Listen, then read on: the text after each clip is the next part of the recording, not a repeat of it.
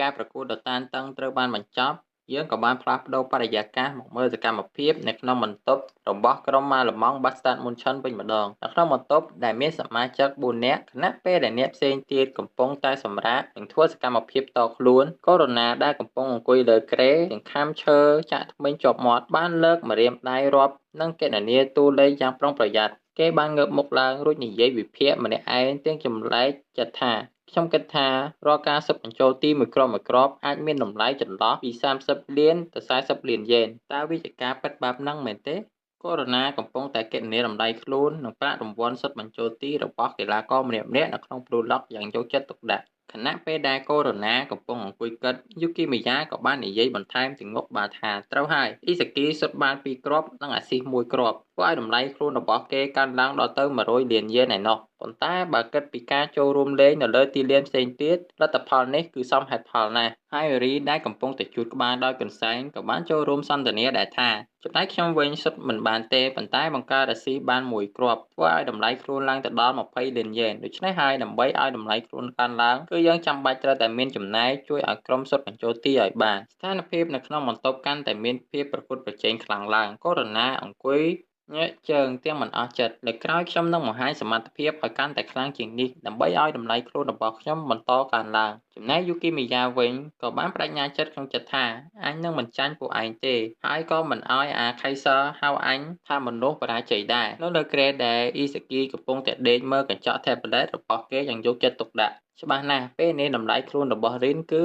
180លានយេនចំណែកឯខ្ញុំវិញគឺ150លានយេនមានន័យថាគម្លាតរវាងខ្ញុំនិងរីនគឺនៅសល់តែ30លានយេនទៀតប៉ុណ្ណោះនៃរបស់អ៊ីសាគីចាប់ផ្ដើមបញ្ចេញពន្លឺអ៊ីកូយ៉ាងស្រួយស្រាវរួចនិយាយក្នុងចិត្តថាប្រសិនបើនៅក្នុងការប្រកួតបន្ទាប់ខ្ញុំអាចស៊ើបបញ្ចូលទីបានច្រើនជាងគេតែមួយគ្រាប់ប៉ុណ្ណោះនោះខ្ញុំនឹងអាចប្រឡាប់តារាងចាប់យកចំណាត់ថ្នាក់លេខ1មកគ្រប់គ្រងបានហើយឱកាសក្លាយជាលេខ1នៅក្នុង Blue Lock គឺនៅចំពោះមុខខ្ញុំស្រាប់ខ្ញុំចង់ឈ្នះខ្ញុំចង់ផ្លោះរំលងវាឲ្យបានយើងឃើញរូបភាពរបស់រីនដែលកំពុងឈរនៅលើកំពូលភ្នំនៃសាកសពកីឡាកររាប់រយនាក់បានផុសឡើងក្នុងខួរក្បាលរបស់អ៊ីសាគីខ្ញុំពិតជាចង់ដឹងណាស់តើអារម្មណ៍នៃការឈរនៅលើចំណុចកំពូលនៃបាល់ទាត់វាមានរសជាតិបែបណាឲ្យប្រកបភ្លាមនោះសំឡេងគោះទ្វារបន្ទប់បានបើកឡើងយូគីមីយ៉ាបានងាកមកប្រាប់អ៊ីសាគីថាតោះទៅអ៊ីសាគីដល់ពេលមើលការប្រកួតរបស់រីនហើយការប្រកួតទី7រវាងក្រុមអេស្ប៉ាញនិងបារាំងសមាជិកក្រុម Bastard Munchen បានជួបជុំគ្នាក្នុងបន្ទប់មើលវីដេអូប្រកួត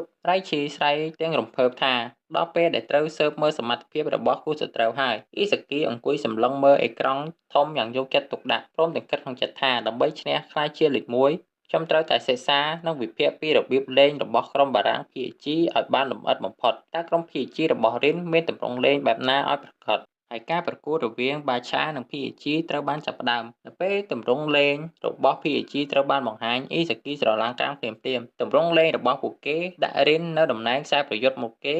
ហើយគាត់ក៏បានឆ្ងល់ផងដែរថាចុះស៊ីឌូតាណាបាត់ហើយរូបភាពក៏បានបង្ហាញពីស៊ីឌូការ៉ាស៊ូនិងសិននិតស៊ូកំពុងអង្គុយលើកៅអីបំរុងរឡើយស៊ីឌូបង្ហាញស្នាមញញឹមខូចរួចដល់មកថាសួស្ដីត្រឡប់មកមើលទីលានវិញរិនអ៊ីតូស៊ីកំពុងតែគ្រប់គ្រងបាល់រត់សម្ដៅទៅមុខប៉ាជីរ៉ាបានរត់ចូលមកបិទទាំងស្នាមញញឹមសាក់រត់ឆ្លងកាត់ខ្ញុំមើលរិនចំណែកអូតូយ៉ាក៏បានប្រញាប់ប្រញាល់ចូលមកពាំងផ្លូវខាងក្រោយដូចគ្នាទោះជាត្រូវគេបិទ2នាក់ក៏ដោយប៉ុន្តែសមាជិក PAG ផ្សេងទៀតដូចជា Nanase និង Tokimitsu ក៏បានស្ទុះរត់មកជួយបើកផ្លូវនិងសុំបាល់រិនភ្លាមរិនទំនេរឲ្យបោះបាល់មកឲ្យខ្ញុំមកអ៊ីសាគីដែលកំពុងមើលការប្រកួតភ្ញាក់ផ្អើលនិងវិភាគលឿនៗថាមានគ្នាច្រើនអ្នកចាំជួយទប់និងគាំទ្ររិនធ្វើឲ្យពួកគេមានប្រៀបលើចំនួនមនុស្សភ្លាមពួកគេពិតជាក្រុមដែលយកចិត្តគ្នាល្អខ្លាំងណាស់នៅលើទីលានប្រកួតទោះបីជាមានគ្នាច្រើនអ្នករត់មកសុំបាល់ក៏ដោយប៉ុន្តែរិនមិនបានបោះបាល់ឲ្យអ្នកណាម្នាក់ឡើយគេបានបត់ជើងបញ្ជូនបាល់យ៉ាងលឿនទៅក្រោយអ៊ីសាគីសម្លឹងមើលទឹកភ្ញាក់ផ្អើលគេរំលងមិត្តរួមក្រុមនៅចិត្តទាំងអស់ព្រោះតែមានអ្នកចាំជួយគាំទ្រម្នាក់ទៀតដែលនៅខាងក្រោយមនុស្សម្នាក់នោះគឺ Charles កីឡាករអាវលេខ6របស់ PSG Charles បានគ្រប់គ្រងបាល់យ៉ាងស្ទាត់ជំនាញរួចបោះបាល់វែងផ្លោះក្បាលខ្សែការពាររបស់បាឆាយ៉ាងលឿនស្លេវបាល់បានធ្លាក់ចុះមកចំពីមុខរបស់រិនយ៉ាងច្បាស់លាស់ល្អឥតខ្ចោះអ៊ីសាគីបោកភ្នែកធំទាំងភាពតក់ស្លុតបាល់បានឆ្លងផុតខ្សែការពារហើយរិនស្ថិតក្នុងចម្ងាយដែលអាចសុទ្ធបញ្ចូលទីបានគេរៀបនឹងសុទ្ធបាល់ហើយវាជាជំនាញពិសេសរបស់គេ ការសុតបាល់បត់កង់យ៉ាងស៊ីម៉ែត្រនិងមានសុក្រិតភាពខ្ពស់បំផុតរិនបានរត់មកគាស់ជើងសុតបាល់ពេញទំហឹងគ្រាប់បាល់បានហោះបត់កង់យ៉ាងលឿនស្លេវសម្ដៅទៅរកជ្រុងស្បៃរបស់ក្រុមបាឆាយ៉ាងសាហាវអ៊ីសាគីសម្លឹងមើលទិដ្ឋភាពនោះទាំងស្ទើរតែមិនជឿនឹងភ្នែកខ្លួនឯងគ្រាប់បាល់បានហោះបុកទម្លុះស្បៃ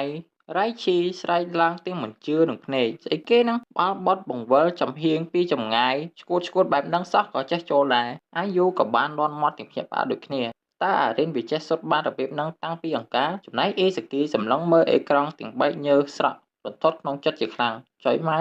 វាបានបង្កើតអាវុធសុទ្ធបញ្ចូលទីរបស់វាឲ្យកាន់តែច្រើនជាងមុនទៀតមានន័យថាពេលនេះវាកាន់តែមានជម្រើសសុទ្ធច្រើនជាងមុនទៅទៀតហើយនេះហើយគឺជារិនចំនួនថ្មីបន្ទាប់ពីសុទ្ធបញ្ចូលបាល់ទី1គ្រាប់ភ្លាមគ្រូបង្វឹករបស់ PAG គឺលោកគីបានទះដៃឡើងភ្លាមរួចសាច់នឹងប្រកាសផ្លាស់ប្ដូរកីឡាករភ្លាមខ្ញុំសូមផ្លាស់ប្ដូរកីឡាករមួយគ្រប់គ្នានៅក្នុងបន្ទប់ស្រឡាំងកាំងកាត់អីហ្នឹងអ្វីដែលគួរឲ្យតក់ស្លុតនោះគឺរិនត្រូវបានគេផ្លាស់ប្ដូរចេញទៅអង្គុយកៅអីបំរុងវិញហើយអ្នកដែលត្រូវផ្លាស់ប្ដូរមកជំនួសតំណែងខ្សែប្រយុទ្ធទៅទីលានគឺស៊ីឌូមិនត្រឹមតែស៊ីឌូម្នាក់ទេសូម្បីតែការ៉ាស៊ូនិងសិននីតស៊ូក៏ត្រូវលោកគីផ្លាស់ប្ដូរចូលលេងទីលានដំណើរគ្នានោះដែរហើយការប្រកួតក៏បានចាប់ផ្ដើមឡើងវិញទម្រង់លេងរបស់ PAG ត្រូវបានផ្លាស់ប្ដូរទាំងស្រុងជាថ្មីម្ដងទៀតអ៊ីសាគីមើលឃើញបែបនេះក៏កាន់តែភ័យបោកពោះនិងឆ្ងល់យ៉ាងខ្លាំងពួកវាទើបតែប្ដូរកីឡាករលើទីលានមួយក្រុមប្រសិនបើប្រៀបធៀបទៅនឹងប្រព័ន្ធលេងដែលបានប្រើពេលរិនលើទីលានមុននេះផ្លាស់ប្ដូរកីឡាករលើកនេះបានធ្វើឲ្យទម្រង់លេងរបស់ PAG ប្រែប្រួលទាំងស្រុងការរ៉ាស៊ូបានស្ទុះទៅស្លាយដកបាល់រហូតពីជើងកីឡាករបាឆាយ៉ាងលឿនការ៉ាស៊ូបញ្ចេញស្នាមញញឹមរួចស្រែកគឺថាក្អែករំខានមកដល់ហើយបាល់ដែលការ៉ាស៊ូឆ្កឹះចេញបានផ្លាស់ទៅចំជើងសេនេតស៊ូនិនចាល្បឿនលឿនរូបនេះបានបន្ថែមល្បឿនរត់ដេញសម្ដៅទៅមុខយ៉ាងលឿនដូចជាភ្នែកបន្ទោលអ៊ីសាគីសម្លឹងមើលទិដ្ឋភាពប្រកួតទាំងវិភាគក្នុងចិត្តយ៉ាងរហ័សខុសប្លែកពីមុនស្រឡះទម្រង់លេងមួយនេះគឺផ្ដោតលើការការពារយ៉ាងរឹងមាំរួចវាយបកត្រឡប់ទៅវិញភ្លាមសេនេស៊ូបានបត់ជើងបញ្ជូនបាល់យ៉ាងលឿនតម្រង់ទៅតំបន់គ្រោះថ្នាក់ទោះជាយ៉ាងណាបាល់នៅបានហោះដូចជាជ្រុលបន្តិចអាយូឃើញបែបនេះក៏និយាយថាការបញ្ជូនបាល់នោះជ្រុលបន្តិចហើយពួកវាប្រញាប់ប្រញាល់ពេករហូតធ្វើឲ្យមានកំហុសប៉ុន្តែបាល់ដែលជ្រុលនោះបែរជាហោះទៅរកស៊ីឌូដែលកំពុងរត់ចូលមកយ៉ាងលឿនទៅវិញស៊ីឌូចេញស្នាមញញឹមដ៏កាចសាហាវបែបពិសាចអ៊ីសាគីភ្ញាក់ផ្អើលអត់ទេពួកគេប្រើការសហការគ្នាយ៉ាងលឿនដើម្បីបញ្ជូនបាល់ទៅឲ្យស៊ីឌូសោះទោះបីជាបាល់ហោះមកក្នុងមុំដ៏ពិបាកនិងមិនអំណោយផលយ៉ាងណាក៏ដោយស៊ីឌូបានពត់ខ្លួនលើកជើងសុតបាល់ទាំងក្បាលហោះផុតដីគ្រាប់បាល់ក៏បានចូល PAG នាំមុខបាឆា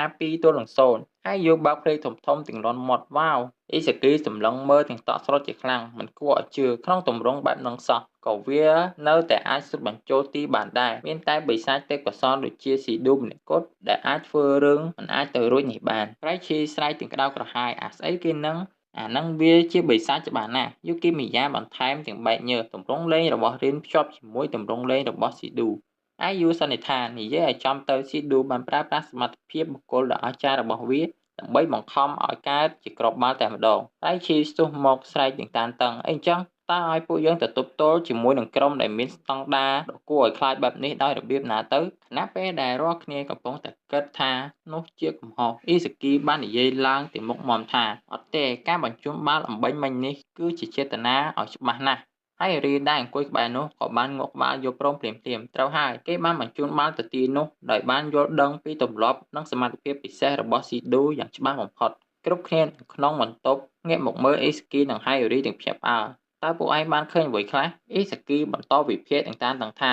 ហើយការបញ្ជូនបាល់ឲ្យរិនមុននេះដូចគ្នាវាជាការបោះបាល់បង្វិលថយក្រោយដើម្បីឲ្យបាល់ធ្លាក់ចុះក្នុងចំណុចដ៏ល្អឥតខ្ចោះសម្រាប់ឲ្យរិនអាចសុទ្ធបញ្ចូលបាល់បានភ្លាមការបញ្ចូលបាល់នោះវាពិតជាអស្ចារ្យខ្លាំងណាស់ហើយរីបានបន្ថែមទៀតថាមែនហើយគេបានស្គាល់ទាំងចង្វាក់បេះដូងនិងរបៀបលេងរបស់ស៊ីឌូហើយថែមទាំងអាចមើលឃើញទស្សនវិជ្ជានៅលើទីលានដូចជារិនទៀតផងអ៊ីសាគីសម្លឹងមើលទៅអេក្រង់ធំរួចសន្និដ្ឋានយ៉ាងច្បាស់មូលហេតុដែល PAG មួយនេះអាចប្រើប្រាស់ប្រព័ន្ធយុទ្ធសាស្ត្រលេងដ៏ខុសប្លែកគ្នាទាំងស្រុងបានដល់ទៅពីនោះគឺដោយសារតែការបញ្ជូនបាល់ដោយឆ្កួតលីលាពីសំណាក់កីឡាករអាវលេខ9ម្នាក់នោះរូបភាពក៏បានបង្ហាញពីកីឡាករ Charles រូបភាពរបស់ Charles កីឡាកររបស់ PAG បានបង្ហាញខ្លួនឡើងយ៉ាងលេចធ្លោនៅលើអេក្រង់អ៊ីសាគីសម្លឹងមើលមុខ Charles ដោយប្រើភ្នែកធំរួចគិតក្នុងចិត្តទាំងព្រឺព្រួយថា Charles លោករស់ម្នាក់នេះហើយគឺជាបេះដូងនិងជាខួរក្បាលបញ្ជាការប្រកួតពិតប្រាកដរបស់ PSG។